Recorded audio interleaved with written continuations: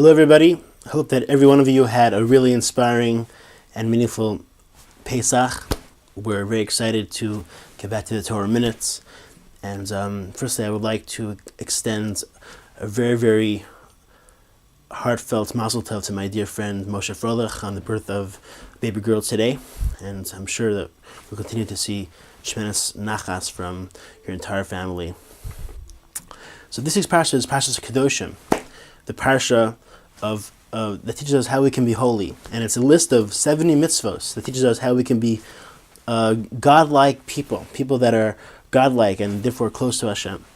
And the Torah says, for example, one example of the many mitzvahs in the Parsha, the Torah says, if somebody hurts you, it says, you should not resent or hate your fellow in your hearts. Rather, you shall surely let them know and admonish them. If someone hurts you, there's a mitzvah for you to let them know that you were hurt. You shouldn't let it fester in your hearts.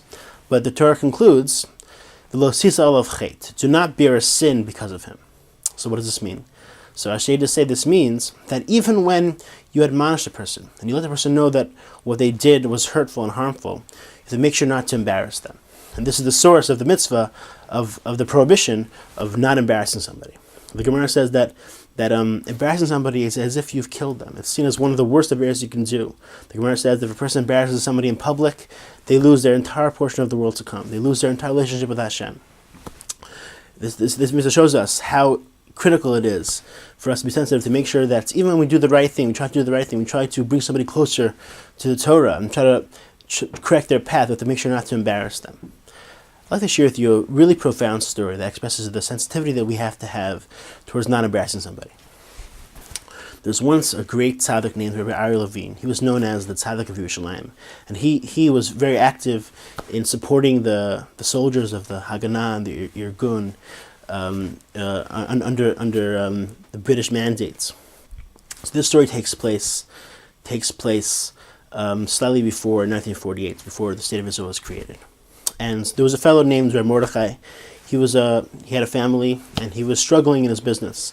And he needed to pay his bills, he needed to support his family. And so in order to do that, he needed to borrow some money. And he figured that he was going to make the money up later, he'll have some business deal that'll come up later, he'll be able to pay back his loan. So he went to a money lender, a Jewish money lender, and he asked to borrow, let's say, $1,000. So the money lender said, okay, I can lend it to you, but I need a co-signer.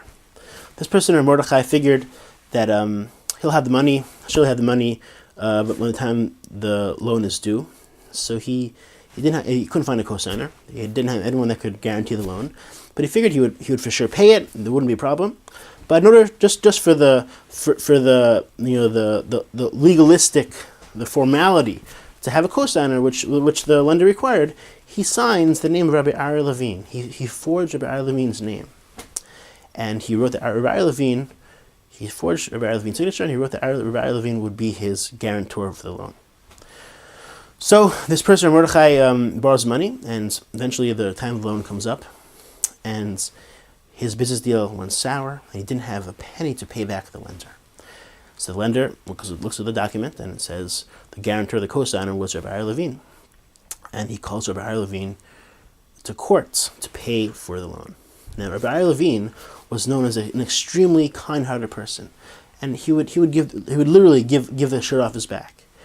But because he was so generous and so kind-hearted, actually, the chief rabbi, Rabbi Tzvi Pesach Frank, who was the chief rabbi of Yerushalayim, who was actually a relative of Rabbi Levine, he actually told Rabbi Arye Levine, you should never be a co-signer. And so Rabbi Arye Levine was surprised that the court was summoning him to pay a loan.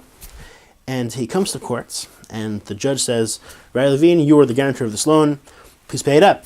And Arye Levine looks at the documents, and he sees that his signature is forged. It's clearly forged. And he looks at the borrower who is present in the court, and the borrower looks ashamed. He feels terrible.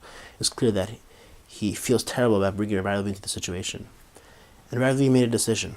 It was clear that this wasn't done maliciously, and if he would challenge that his signature was forged, he'll humiliate this person. So on the spot, Rabbi Levine said, "Indeed, This is my signature, and I am indeed the guarantor for this loan. But, Your Honor, I'm so sorry I don't have the money right now. Would it be okay if I paid in installments? And they agreed.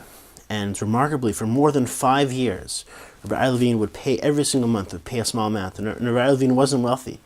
He would pay a small amount in order to save this fellow Jew who did the wrong thing, who did a terrible thing, but in order to save him from public humiliation.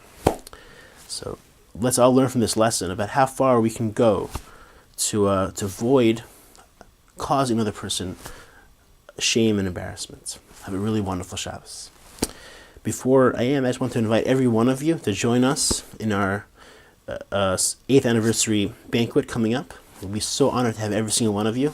The past years, it's been so much fun and very inspiring. I really greatly encourage and would be so delighted if you could join us. Have a great, great Shabbos.